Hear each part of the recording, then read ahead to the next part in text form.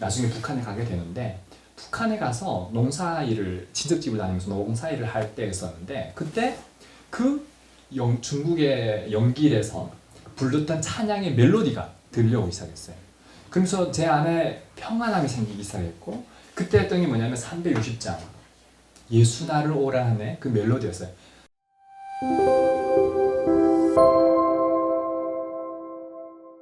북한에서는 출신 성분을 가장 중요하게 여기죠.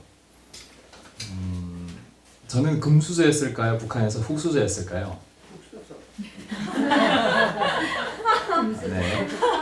그 흙수저는 흙수저를 알아보고요. 네, 금수저는 금수저를 알아볼 수 있습니다. 네. 네. 저희 집은 이제 금수저였습니다. 네. 저희 외가족 분들은 다 이제 평양에서 사셨고요. 그래서 저희 집안의 모든 대화는 다 평양말을 씁니다. 그래서 저희 외할머님 같은 경우는 수산물 상점 지배인을 하셨어요. 평양에서. 우리 북한에 계신 분들은 평양에서 수산물 상점 지배인을 했다 이러면 아마 다 아실 거예요. 네. 그리고 우리 외할아버님은 기자였습니다. 어머니 씨를 지은 김철 친구이기도 하고요. 네, 다 알죠 우리 북한에 계신 분들은. 네. 그렇게 나름대로 잘 사는 집안이었는데 어느덧 이제 외할아버님이 인터뷰를 하시고 그 뒤풀이하는 시간에 안기부가 있었던 거예요. 그래서 그분 때문에 이제 저희 집안도 이제 반동분자로 몰려서 대감이라는 지역으로 강제 추방을 당합니다. 네, 대감이라는 곳은 뭐 거의 여름이 없고 봄, 가을 정도가 있다가 겨울만 있는. 네, 옥수수도 안 되고 최근엔 콩이 되는 걸로 알고 있는데 감자만 주로 잘 되는 그런 지역입니다. 그 추방 당한 곳에서 저의 어머니는 아버지를 만나고 저를 낳았어요. 그러면 저는 금수저인가요, 흙수저인가요? 흙수저인가요? 네, 흙수저는 흙수저를 알아봅니다. 참 저희 집안 내력이 이래요. 그래서 항상 저희 할머님은 주체사상, 뭐 이런 출신 성분에 대한 관련된 모든 그 유토피아적인 모든 것들을 지향했어요. 그리고 저희 외할아버님은 추방당하셨음에도 불구하고 인텔리 집안이라 유토피아를 지향했어요. 그래서 할아버지는 이 고난행군이 딱 닥치게 되자 이제 죽기 전까지도 책을 놓지 않고 죽었어요. 굶어서 돌아가셨고 외할머님 같은 경우는 평양에서도 돈맛을 들였기 때문에 1992년도부터 이 공업품 장사를 하셨어요. 잡화 장사를 하셨어요. 그래서 쪼르레기부터 시작해서 네, 그리고 약 장사 파라티부스부터 해서 장티부스 한창 열병이 돌 때 떼뜨라지 끌림부터 시작해서 디아제판 뭐 이런 네, 이런 약 장사를 통해서 돈을 많이 버셨어요. 네, 그리고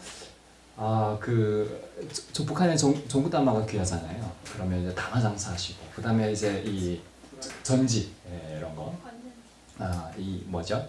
우리는 전지라고 여기서는 뭐라고 하죠? 네, 손전지 똑같네요. 등? 네, 이런 것들을 저희 집안은 돈을 추구하는 할머니와 그리고 이념을 추구하는 할아버지가 계셨어요. 저는 어느 영향을 받았을까요? 할아버지. 맞아요. 할아버지 영향을 받았습니다. 그래서 저는 어릴 때부터 책을 손에 놓지 않고 살았어요. 그래서 이제 김일성 선지, 그 다음에 세기와 더불어, 그 다음에 뭐 어린이 만화방에 가면은 그때부터는 만화를 다. 그래서 이제 어릴 때 여름에는 그냥 들어가서 책을 볼 수 있어요. 근데 겨울에는 나무를 두 가지 가지고 줄 서서 대기해서 들어가서 나무를 내고 그리고 앉아가지고 책을 보는 거죠. 근데 한 권을 보면 금방 후딱 가니까 돌려서 보는 거죠. 네. 북한에서 나 책 봤다 아는 분 계신가요? 네. 여기 인텔리 두 분이 계시네요. 네. 안 드시는 분들은 뭡니까? TV 봤어요. TV를 봤어요. 조선중앙제방송. 네. 북한도 도서관 많아요. 네, 도서관이 많고 잘 돼 있습니다. 그래서 저희는 이런 인텔리 집안에서 나름대로 이 지방에서 살지만 이렇게 살다 보니까 다 이렇게 사는 줄 알았어요. 그런데 점점 이 학교를 가면 이제 주체사상에 대해 배우잖아요. 그리고 또 김일성에 대해서 배우잖아요. 어린 시절을 따라 배우기 운다고 하는데 이런 것들이 너무 괴리가 생기는 거예요. 이제 뭐 신출귀몰 작전부터 시작해서 모든 이런 것들이 영웅신화처럼 들리기도 하고 현실과는 거리가 머니까. 근데 그거를 다 믿잖아요. 북한에서는. 그래서 학교 가면은 뭔가 아리까리한데 집으로 가면은 할머니는 그거 믿을 거 안 됩니다. 오직 돈만 믿어라. 근데 이게 어느 때 증명이 되느냐면 1992년도까지도 저희 집안이 이게 정부로부터 보조를 너무 많이 받았어요. 지방에 추방됐음에도 불구하고 할머니, 할아버지가 전쟁 로병이세요. 낙동강까지 여성으로서 참모장이셨어요. 그래서 항상 작전사령부 가방을 딱 메고 탱크 타고 다니고 뭐 이런 얘기를 하고 계시고 외할아버지는 이 병사였대요. 아마 이 군대를 가보신 분들 아실 거예요. 참모장과 병사가 만나서 결혼한다. 그러니까 저희 집안에 할머니가 어떤 분이시겠어요? 모든 걸 제패하는, 무소불력의 권력의 뭐 이런 분이 저희 외할머니셨어요. 네, 이게 만만치가 않는, 추방당했음에도 불구하고 장난 아니에요. 할머니만 딱 서면 질서가 쫙 씌워지고. 저희는 그런 집에서 태어나서 살았으니까. 근데 그런 할머니가 이제 정부를 믿으면 안 된다. 그리고 입단소 시키고 돈이면 된다. 근데 92년도에 평양에서부터 시작해서 이런 사탕, 과자, 선물 이런 것들을 막 내려보냈어요. 그래서 저희 집안은 이렇게 쌓여졌어요. 그리고 저희 외할아버지와 할아버지와 할머니 같은 경우는 이렇게 그 전쟁 로병의 날이 있어요. 그 7.27이라든지 이런 날에 딱 가면 이제 이 행사를 엄청 굉장하게 해요. 그러면 저희 외할머니하고 외할아버지 같은 경우는 이 훈장 있잖아요. 훈장. 까뜩해요. 그냥 까뜩. 그래서 맨날 저는 어릴 때 놀잇감이 그런 것들이었어요. 진짜. 그래서 이제 북한에서는 이런 거를 엄청 자랑스럽게 생각하죠. 그렇게 생활하면서 북한이라고 하는 나라가 그때 당시에는 뭔가 주는 게 많으니까 저희 집안 같은 경우는 꽤 살기 좋다는 생각했어요. 근데 92년 지나가고 93년 지나가고 94년이 되니까 7월 8일 김일성이 죽게 되죠. 그리고 100일간의 애도 기간이 있게 되고 그리고 그때부터 배급을 보통은 한 달치 줘야 되는데 보통 보름치를 줘요. 그리고 한 달치를 줘야 되는데 3일치를 줘요. 그리고는 기다려라. 그 쿠폰을 주는 건데 쿠폰을 배급소 가서 받는 거잖아요. 근데 어느덧 이 쿠폰이 종이 쪼가리가 돼요. 아무 의미가 없는 거예요. 시장에서 거래가 되는데 가치가 없는. 그때부터 정부를 바라보는 사람들은 굶어 죽고 정부를 신뢰한 사람은 굶어 죽고 저희 외할머니 같은 돈만 의지했던 사람들만 살아남는 거예요. 저희 외할아버지도 저희 외할머니가 내쫓았어요. 그래서 합수 생활을 하게 되는데 거기서 이제 외할아버지가 배 너무 고프잖아요. 그 집으로 가요. 그럼 외할머니는 들여놓지 않았어요. 사상이 밥 먹여주다.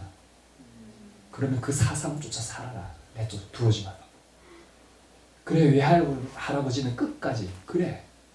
인간은 계몽이 가능하고 계몽을 통해서 유토피아, 공산주의 넘어서 유토피아가 가능하다. 죽기 전까지 이런 얘기를 하셨어요. 그리고 외할머니 같은 경우는 돈. 그러니까 잘 살았죠. 지방에서도 이 공업품 장사하고 잡화 장사하고 약 장사하면 잘 사는 거예요. 그러다 보니까 저는 그 사이를 오고 가면서 어느 말이 갔을까요? 교육이 안 된 사람은 북한에서 말하는 유물론적 가치관에서는 동물이에요. 근데 교육이 된 사람, 북한에서는 이걸 계몽이라고 하는데 이 교화가 잘 된 사람은 사회를 이롭게 홍익인간. 그래서 이게 뭔가 자기밖에 모르는 거는 남을 해할 수 있잖아요. 그러나 타인을 의식하며 살아가는 구조 속에는 그래서 어릴 때부터 저는 이 사이를 계속 고민했어요. 그러다가 수많은 사람들이 굶어 죽어요. 그걸 경험하면서 저는 어릴 때 그때 나이가 7살, 8살이었는데 이 방송 보시는 분들은 남한 분들은 아마 이해를 못 하실 거예요. 7살짜리가 뭔 그 사고를 그렇게 기피하느냐.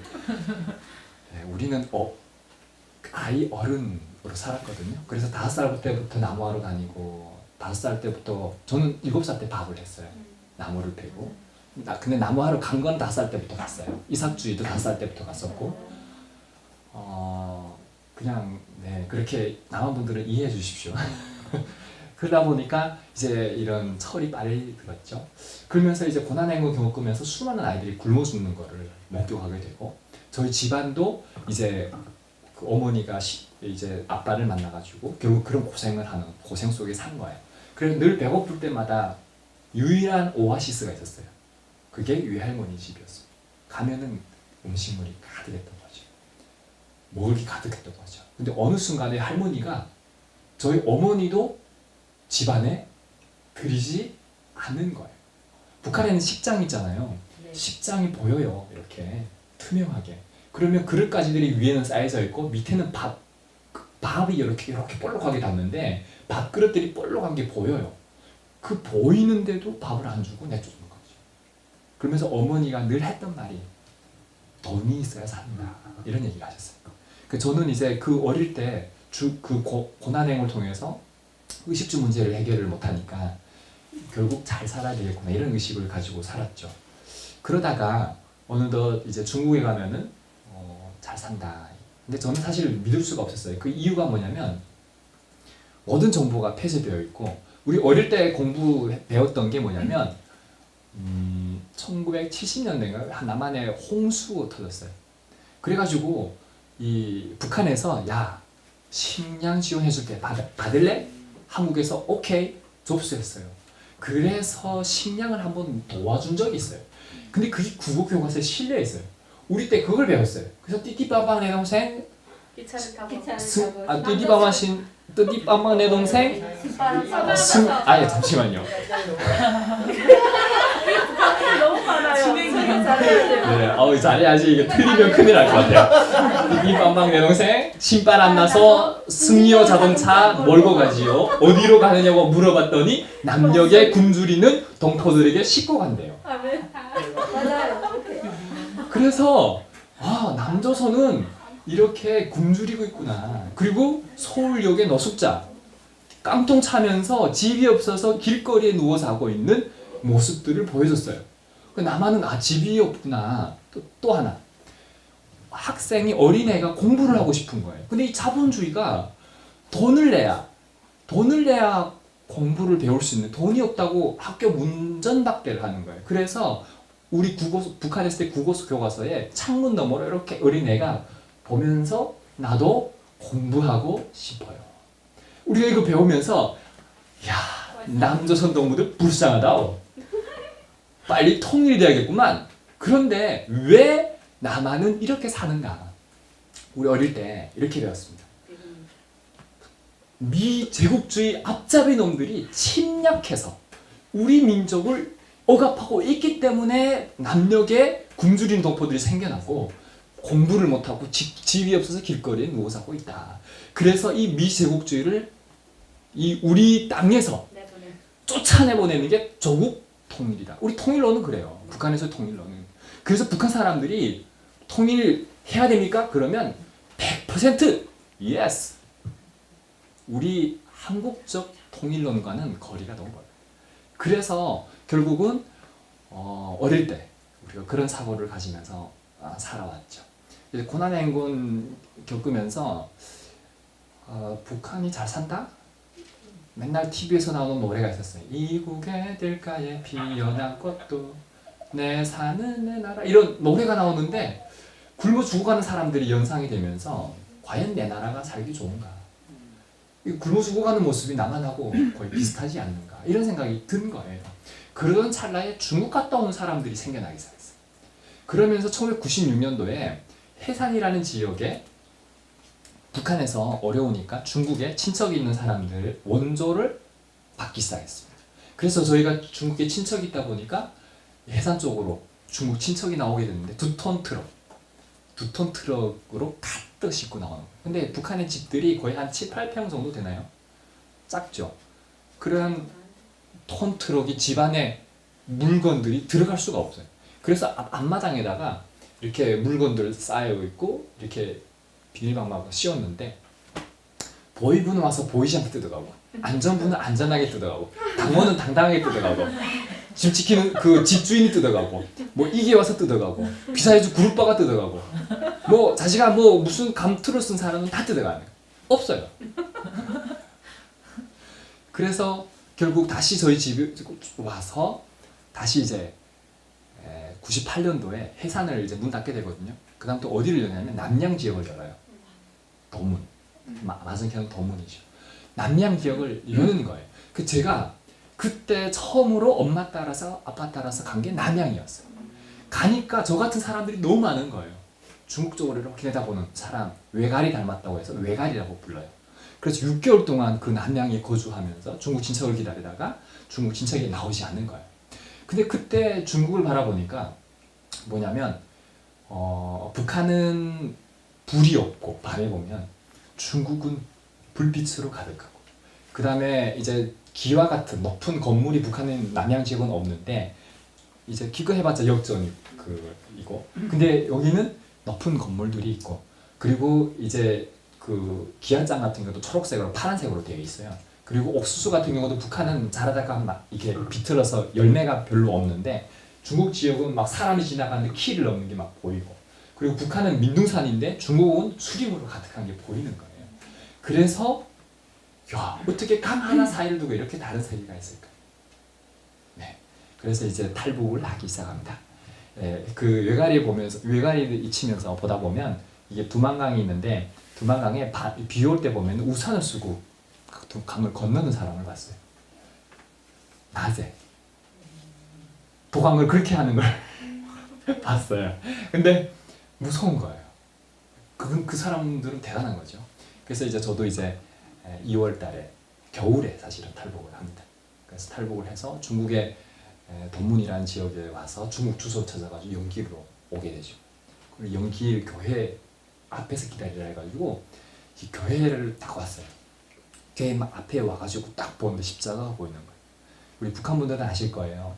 북한의 영화에 십자가가 나옵니다. 선교사가 나와요. 근데 선교사는 어떤 분들이냐면 항상 좋은 일을 하는 것처럼 하면서 제일 나쁜 짓을 만나는 스파이로 기록되어 있어요. 청강수 사건도 마찬가지고. 그래서 그리고 항상 십자가가 나오면 어두컴컴하고 뭐 이렇게 BGM이 이상하게 막 깔리고 막 이렇게. 그 십자가 딱 보는 순간 저는 처음에 그런 이미지가 딱 들었어요. 그래서 들어가자고 하는데 안 들어가겠다고 안 들어갔어요. 그 친척이 집사님이셨는데 그래서 그 분하고 같이 이제 집으로 가게 되고, 그리고 처음에 냉장고를 이렇게 열었어요. 열었는데 계란이 가득한 거예요. 야, 내가 왔다고 또 이렇게 장식을 했구만. 그리고 계란을 너무 먹고 싶어가지고요. 이 친척이 나간 다음에 계란을 3알 이렇게 꺼냈어요. 그래가지고 이제 끓는 거기다가 물 딱 넣고 끓이고 있는데 친척이 들어오는 소리가 나오는 거예요. 그래서 그 끓는 그릇을 들고 화장실로 들어갔어요. 문 잡아 딱 걸고 이거 그대로 나가면 못 먹을 것 같고, 그래서 거기서 까서 다 먹었어요. 그리고 이제 처음으로 뭘 봤냐면 그 귤하고 바나나를 봤어요. 이렇게 쌓여져 있었는데 그래서 이제 바나나를 먹는 거라고 하는 거예요. 그래서 성격이 급한 나머지 껍질처럼 막 먹었죠. 근데 이제 씁쓸이하면서 달콤하고 맛있어요. 처음 먹어보면. 네. 근데 이제 죽겠다고 웃는 거예요. 그래서 벗겨서 먹는 거라고 얘기하시는 거예요. 어느 순간에 원숭이 된 느낌이 들기도 하고, 이 구석기 사이에서 갑자기 이제 21세기로 넘어온 느낌도 드는 거예요. 그리고 또 하나는 이제 세탁기를 처음 봤어요. 그때 세탁기는 어땠냐면 지금은 통돌이로 되지만 그때는 이렇게 돌아가고 그리고 물이 빠진 다음에 탈수기가 옆에 작게 따로 있었어요.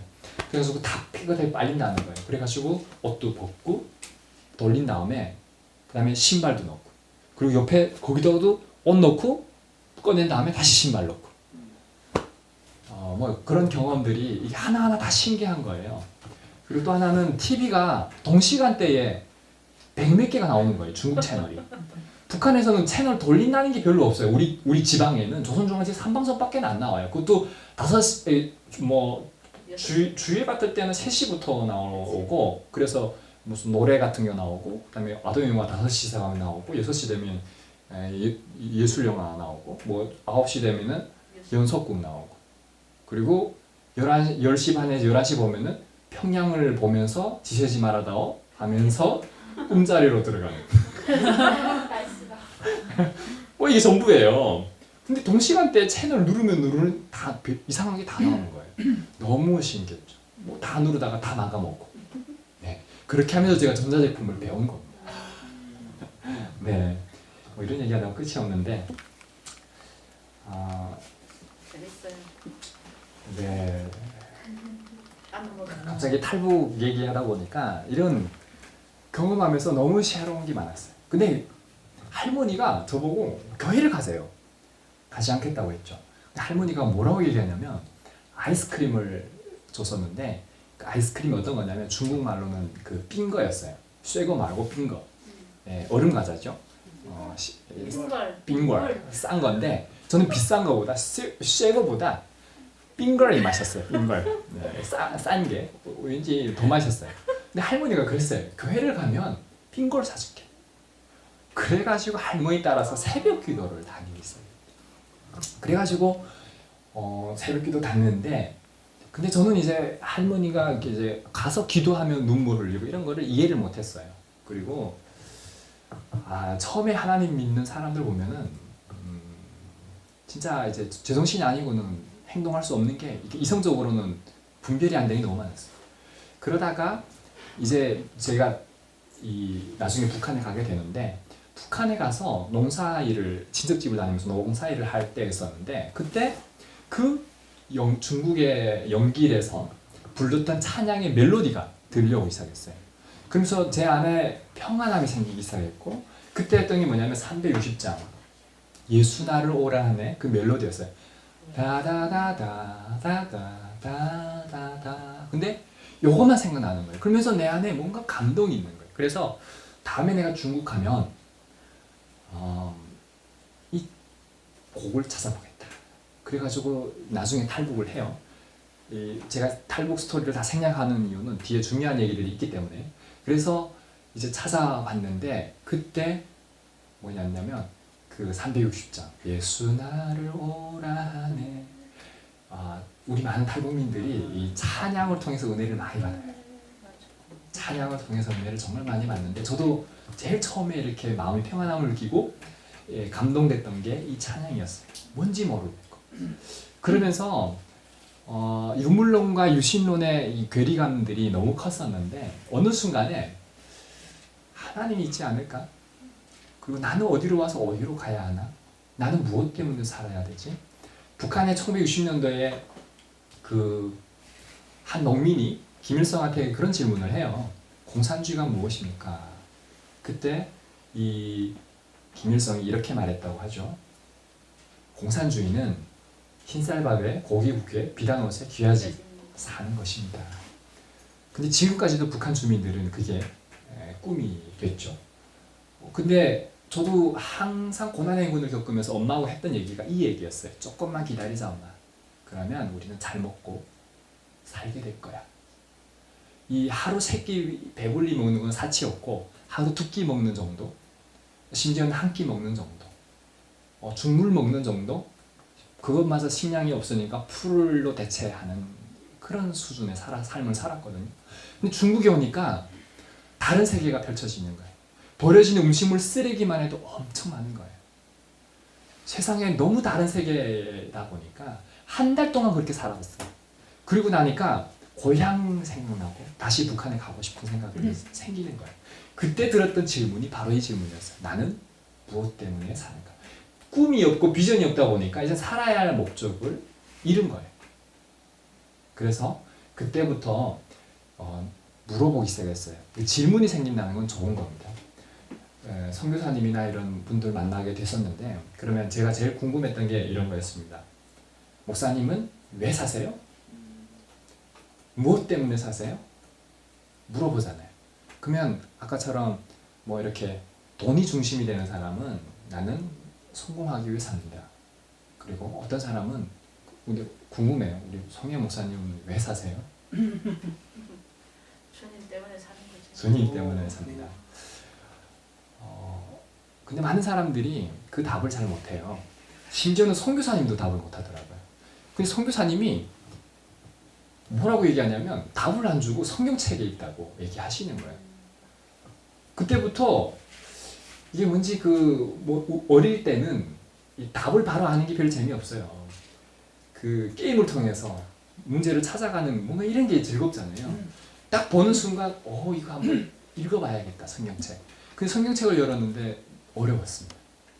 그래서 이제 마태복음 같은 경우도 족보로 되어 있고 앞으로 뒤로 넘겼으면 또 어떨지 모르겠지만 앞으로 넘기다 보니까 이제 뭐 해스로 나물 낳고 이런 족보들이 막 되어 있고 어려웠습니다. 그래가지고 모르겠습니다. 그리고 예수님 얘기하는데 저는 이제 예수님 얘기도 안 들어더라고요. 그때 이제 기도 부분이었어요. 요한복음 16장 24절 말씀 주시면서 지금까지 너희가 내 이름으로 아무것도 구하지 아니하였으나 구하라. 그리하면 받으리 너희 기쁨이 충만하리라. 그래서 이제 기도하면서 저는 이렇게 생각했어요. 기도하면 하나님이 앞에 나타날 거예요. 근데 막연하게 기도하다 보니까 그것도 아니겠다는 생각이 들었어요. 그래서 기도 제목들을 좀 더 구체화시키기 시작했어요. 그래서 이제 보이는 것과 보이지 않는 것, 거시적인 것과 미시적인 것으로 나눠서 기도하기 시작했죠. 어머니와 같이 탈북했는데 어머니가 인신매매로 팔려왔죠. 그리고 어머니를 만날 수가 없었습니다. 그 큰 중땅에서 어머니를 만난다는 건 불가능했기 때문에. 근데 기도하면 만날 수 있잖아요. 이거는 이제 믿음이 생겨서 이렇게 말하는 거고, 그때는 기도해서 어머니 만날 수 있을까? 근데 만약 어머니를 만난다면은 이건 하나님의 뜻일 수 있다.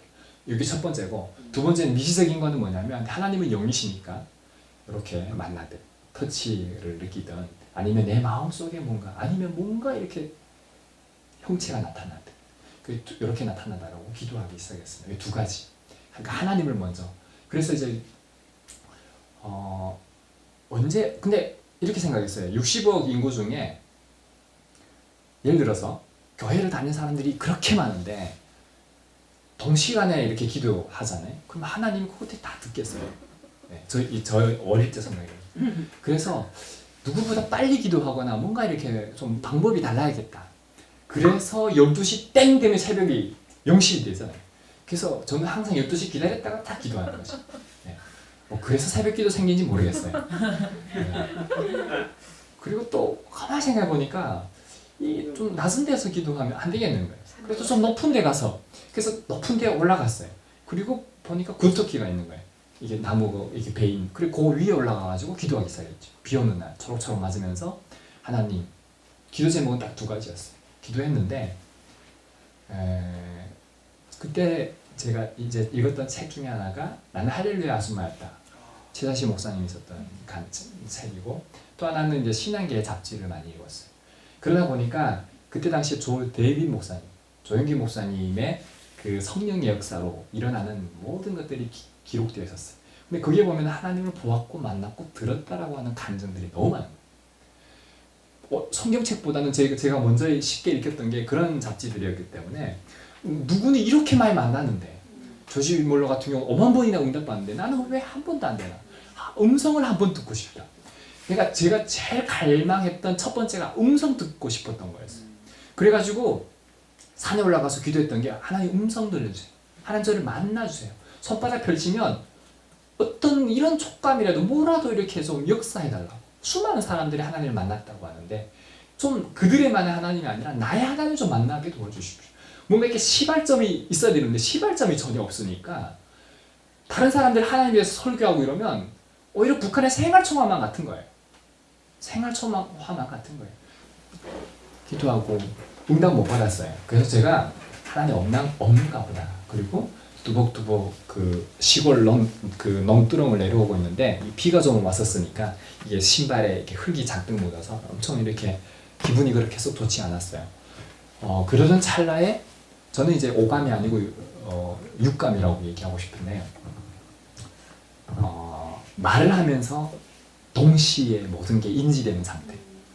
그러면서 처음으로 제가 들었던 음성이 낮아지라 이 말이었어요. 이상한 경험을 했는데 이게 하나님의 음성인지 아닌지 어떻게 알아요? 알 수 있습니까? 저는 모르겠더라고요. 그래서 전도사님 찾아갔어요. 전도사님, 제가 이제 금방 이런 이상한 말도 하고 동시에 보통 생각하고 말을 해서 판단하는데 동시에 모든 것들이 이렇게 나사지라 이런 말 들었다고. 문제는 조선족 전도사님이 그런 음성을 들어본 적이 없는 거예요. 그런 거 믿지 말라고. 오직 성경만 믿으라고. 성경에 하나님 말씀이 다 되어 있는데 뭔 새로운 말씀 또 듣겠다고 하느냐. 그때도 그런 말이 무슨 말인지 몰랐어요. 알겠습니다. 이랬죠. 그 다음에 이제 그다음부터 성경을 봐야 될 거잖아요. 하나님의 음성이 뭔지를. 거기서 만났다니까. 성경을 읽다가 환상을 본 거예요. 그게 뭐였냐면, 자, 우리 한번 보면은, 자, 여기 그 김일성 광장. 뭐냐면 환상 가운데 뭘 봤냐면 광장이 보이는 거예요. 광장이 보이는 거예요. 그러면서 뭐라고 얘기하냐면, 제가 그때도 전도사였어요.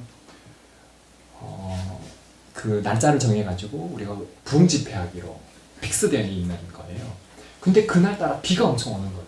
그래서 같이 이제 집회하기로 했던 그 집사님이 오늘 전도사님 저보고 전도사 오늘은 비가 많이 오니까 다른 날로 연기합시다 이렇게 얘기하는 거예요. 근데 제가 그 12살 때인데 그 환상 가운데 제가 이제 전도사로서 뭐라고 얘기하냐면 집사님 예배하는 거는 사람의 머릿수가 아니라 하나님의 이름을 높여드리는 거예요. 우리가 하나님의 이름을 높여드리자고. 그래서 비 오는 날 서가지고 하나님의 이름을 높여드리고 찬양하는 거예요. 그리고 선포하는 거예요. 그리고 회개하는 거예요. 하나님. 그러면서 기도하는데 그러다가 눈을 딱 떴어요. 수많은 사람들이 무릎 꿇고 기도하는 앞에서.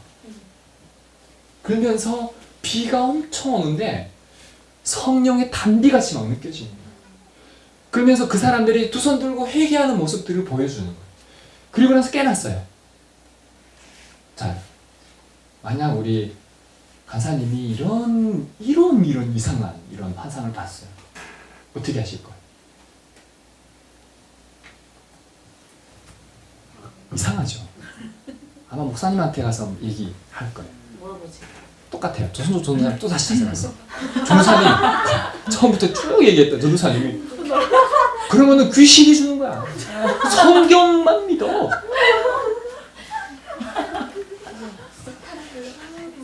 네. 근데 궁금해지기 시작했어요. 완전 좋은 소리가 나는데. 이상한 체험을 하는데 이게 하나님이 주신 건지 귀신이 주는 건지 어떻게 알 수 있어요? 만약 이게 성경에 나와 같은 경험되어진 분들이 있다면 그러면 될 거잖아요.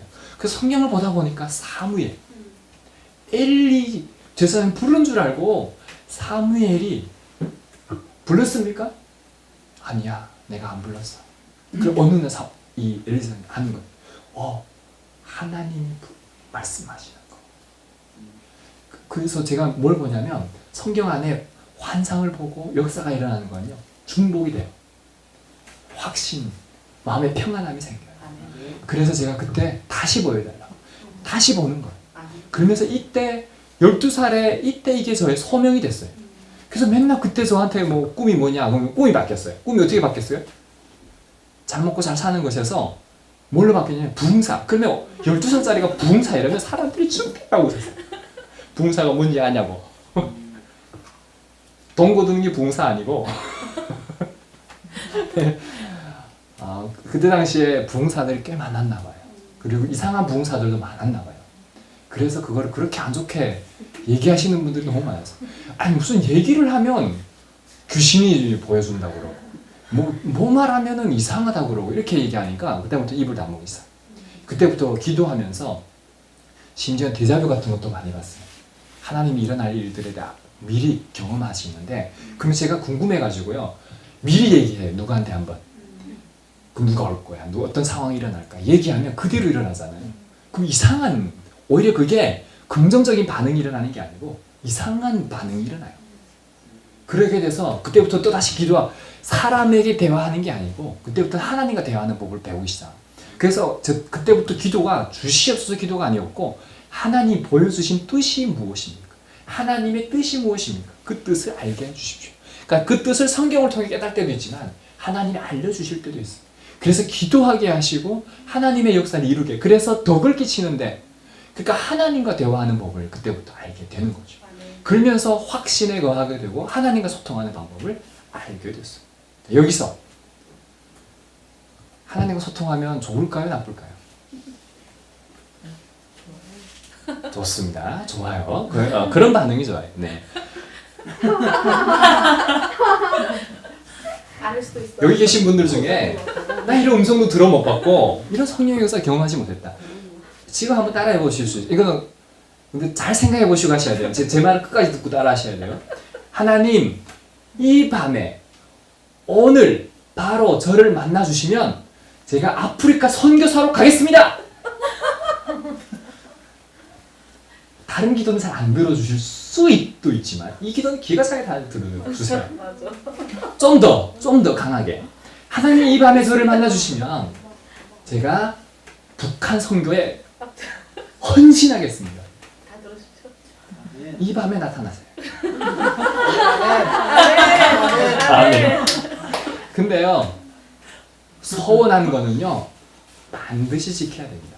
함부로 서운하면 안 돼요. 하나님의 음성을 듣고 하나님의 뜻을 한다는 거는요, 나의 뜻과 하나님의 뜻이 완전 달라요. 그래서 제가 성경을 보면서 하나님의 꿈이 나의 꿈이 되고, 오늘 찬양 열심히 정말 잘하셨는데, 하나님의 비전이 나의 비전이 되고, 아멘. 하나님의 성품이 나의 인격이 되게 하시고. 아멘. 근데요, 이게 엄청 위험한 가사예요. 네, 오늘 강기모대 이상한 사람으로 몰릴 수도 있는데. 전해서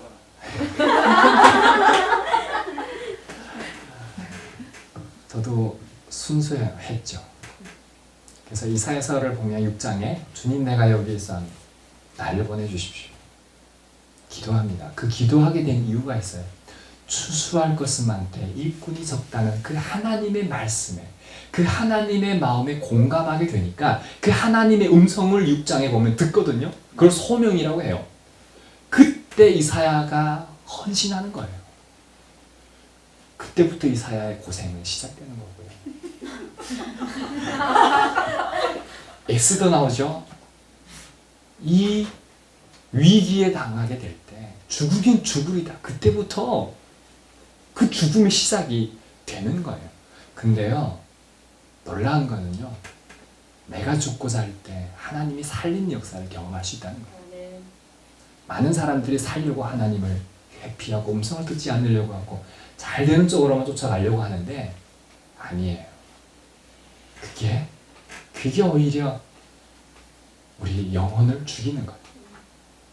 근데 아까 아멘 하신 분들은요, 하나님과 함께하는 사람들은요, 하나님이 이 마지막 시대에 우리를 통해서 한국 교회를 살리고, 아멘. 그래서 하나님이 우리를 선교사로 저는 보내주셨다고 생각해요. 아멘. 한국 교회의 복음이 필요하고요, 사회의 복음이 필요해요. 그 복음은 오직 예수 그리스도예요. 아멘. 하나님 저에게 주셨던 말씀이 마태복음 4장 4절의 말씀이에요.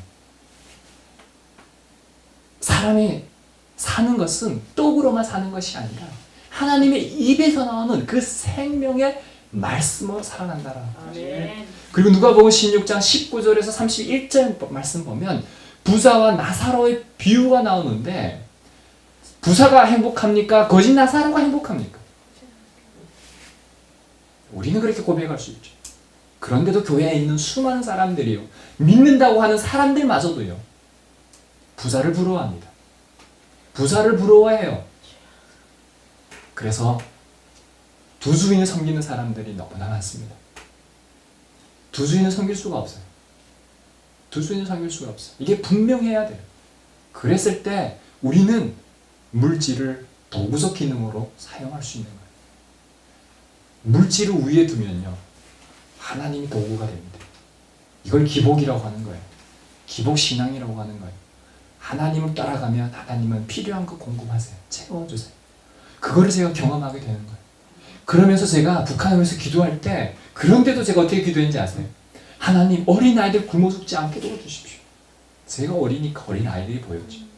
그런데 하나님이 깨닫게 해주셨던 말씀이 이 누가복음 16장 19절 말씀들을 통해서 깨닫게 해주셨던 게 썩을 것을 구하지 말고 썩지 아니하는 영원한 생명 되시는 예수 그리스도를 구해라. 아멘. 저들에게 필요한 것은 썩을 양식이 아니라 예수 그리스도를 통한 하나님 나라의 소명이다.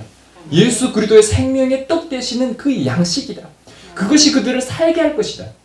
거지 나사로가 그래서 행복한 거다. 이 땅은 참 짧은 인생.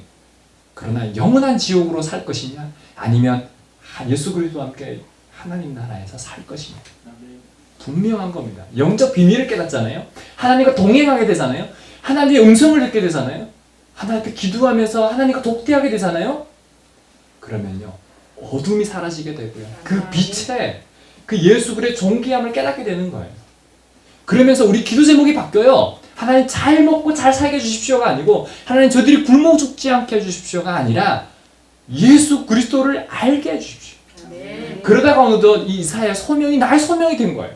그러다가 어느덧 에스더의 소명이 나의 소명이 된 거예요. 그래서 죽으면 죽으리다 기도했는데 그래서 잘 기도하시라는 거예요.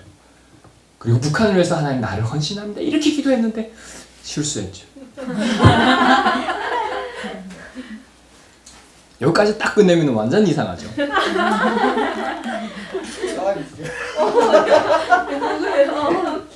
귀여워. 이게 2001년 4월 15일 청도 가정교회입니다. 이때 사랑하는 날 부활절 날인데 특성하고 있는 모습이에요. 얼마나 순수했냐 보세요. 흰 바지에 양말까지. 왜 너무 죄인이라서 예배 앞에 예배를 드리는 것만큼은 깨끗한 모습으로 나가야 된다. 지금 그렇지 않아요. 막 얼마나 근데 이 외형만 그렇게 중요하게 외식하는 서기관처럼.